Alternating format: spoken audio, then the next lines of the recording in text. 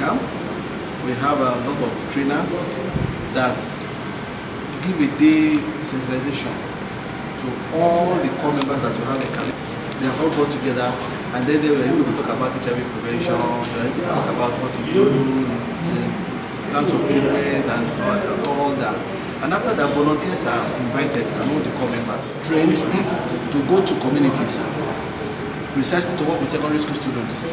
And during the period of their service, that 1 year of service, each of them will have 40 peer educators among secondary school students that they will train to provide factual and correct information to their peers.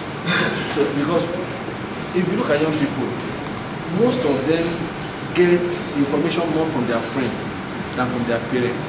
And the information that the friends make available to them most of the time are not correct information, a lot of misconceptions. So these core members are out. Through that, we were able to reach about 34 million Nigerians from 2002 to 2010, about 8 years.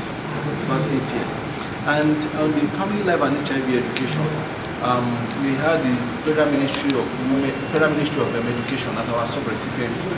And what we do is, at the national level, there is a desk, there is an office that is responsible for family life, HIV and AIDS education, and then you have SAPE in all the states of the federation. Now, teachers are trained, and these teachers that are trained, their responsibility is to, in schools where they are teaching, to make information available to all the students, and then form anti-AIDS club within the schools that information are given to, and they in turn go out to make information available to their friends. So when you have schools where core members that I spoke about are posted to, those one train and mentor peer educators, after 1 year, the core members go away.